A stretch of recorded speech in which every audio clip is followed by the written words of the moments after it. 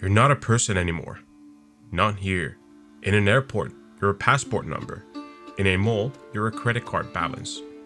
You're in a non-place. Space designed for transit, not living. Now look at your screen. That infinite scroll, that's not a community. That's a digital departure lounge. You're waiting for a connection that's never coming. We've turned our entire social existence into a high-tech waiting room, and the doors, they're locked.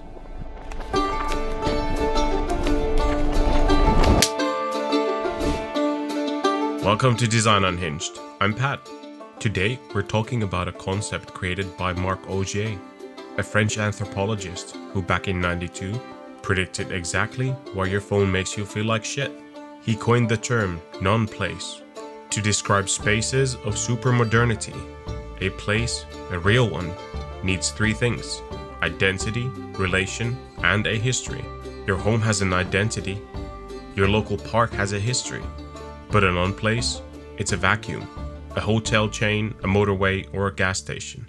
In a non-place, you're anonymous. You're a user.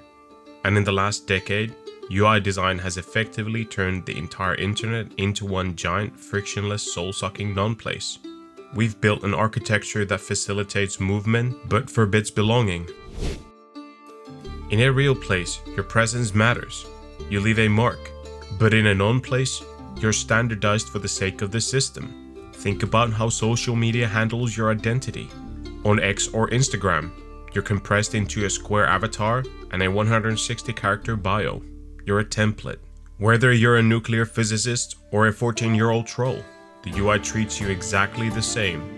This is what Auger called the homogenization of the individual. By making the interface clean and intuitive, we've stripped away the visual cues that make humans distinct. We've created a digital uniform. When everyone looks the same, nobody feels like they belong. You're just another passenger in the terminal, waiting for your turn to be heard by an algorithm that doesn't know you exist. We've optimized for user personas so much that we forgot to leave room for actual people. When we design for the average user, we delete the individual person. This is the first sin of the digital non-place, the theft of self. The third pillar of place is a history. Places grow over time.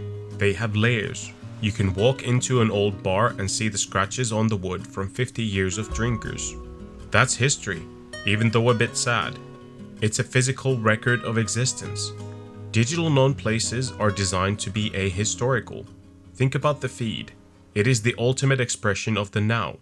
Content from 2 hours ago is already dead. The Stories feature literally deletes your history after 24 hours. Why? Because if you have a history, you have roots. And if you have roots, you might stop scrolling and start reflecting. History creates context, and context is the enemy of impulse buying. So we design for the eternal present. By keeping the user in a state of constant transit between new posts, we prevent them from building a lasting connection to the space. It's like a hotel that changes its furniture every 10 minutes. You can't get comfortable, so you just keep consuming. It's a design pattern meant to keep you in a state of high alert anxiety. We've traded the library for the ticker tape, and we wonder why we're all so fucking stressed. Auger's middle pillar was relation. In a place, you relate to people. In a non-place, you relate to the contract. You follow the signs, obey the prompts.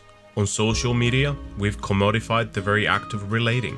We don't talk to people, we engage with content. Side note, I'm aware of the possible irony here.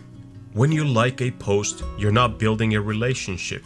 You're feeding a data point into a machine that uses it to sell your attention back to you. It's a solitary contractility.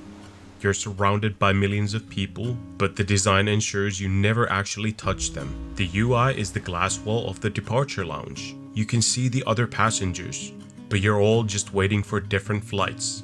It's really lonely, and it's that exact loneliness that keeps you from clicking, hoping the next scroll will finally provide the connection the last 10,000 didn't.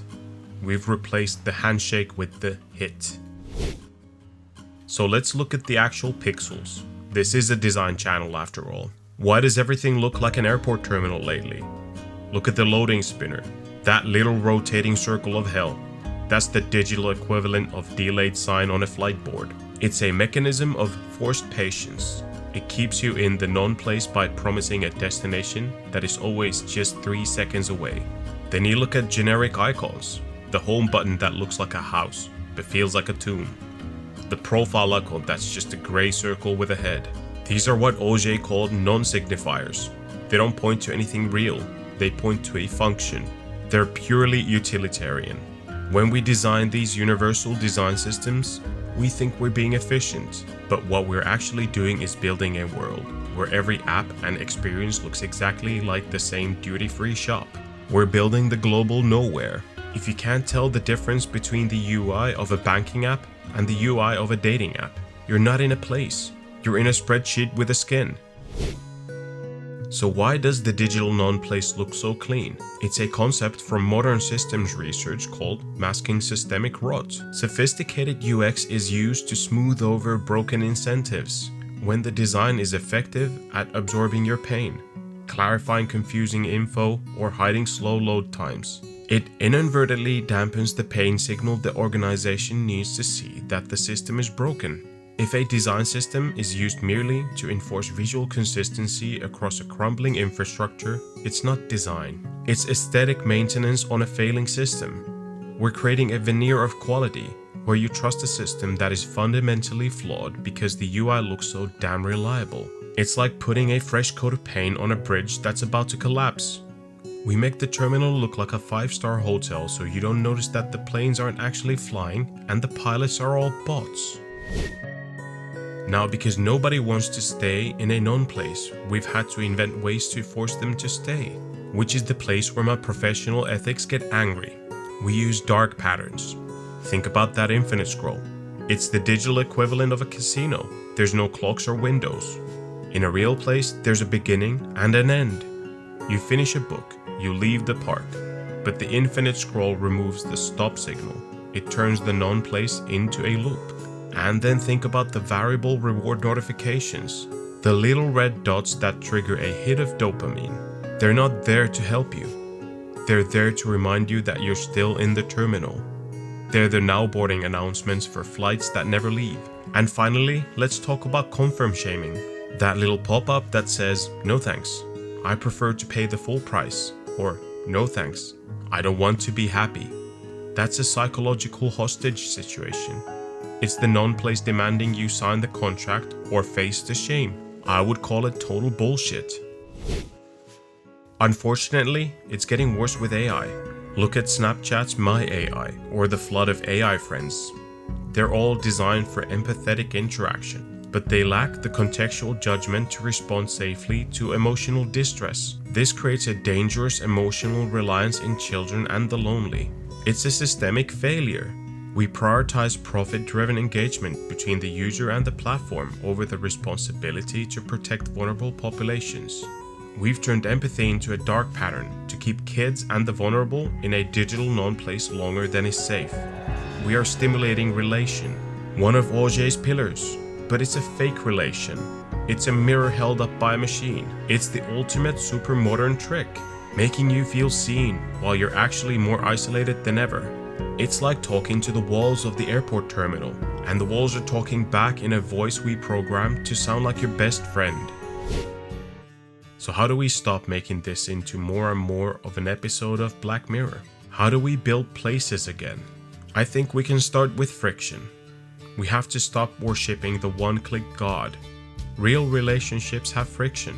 Obviously, same with history. We need to start building products that allow users to leave a mark, to customize, break, and age. Imagine a social media app where your profile actually changed based on how long you'd been there, where likes weren't a currency, but a conversation, where you could see the history of a community instead of just the last 5 minutes of rage. We need to design for agency, not engagement. We need to give people the stop signals back. We need to build exits. A good place is a space where you feel comfortable leaving, because you know it'll still be there when you come back. A non-place is a space that tries to swallow you whole. If you're a designer, I want you to look at your current project. Are you defining clear roles for service owners who are accountable for the entire life cycle? Or is your project suffering a death by committee, where everyone has passion but nobody has the mandate to actually fix the rot? We have to stop pretending that engagement is a neutral metric. We need to move towards systemic health metrics that measure resilience and adaptability, not just how fast someone can click a button. We need to reintroduce place into the digital world. We need to kill the dark patterns that treat humans like cattle in a slaughterhouse. We need to allow for history, letting users leave a mark on the products they use. We need to stop being architects of the void and start being builders of homes. The tragedy of the non-place is not that it exists, it's that we've forgotten what real place feels like. We've traded the messiness of the town square for the convenience of the terminal, and our time for a scroll that never ends. We're passengers in a world that used to belong to us. If you're feeling that non-place itch, that feeling that you're just wasting your fucking time in a digital lobby, even if it affects my viewer retention, maybe it's time to close the app. Go find a place with a history and talk to an actual person, not a handle, and start making some friction. That's it for this lighthearted episode of Design Unhinged.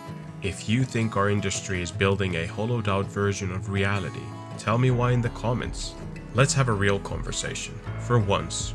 Subscribe if you're ready to stop designing for users and start designing for humans. I'm Pat, thank you for watching. Now get out of here.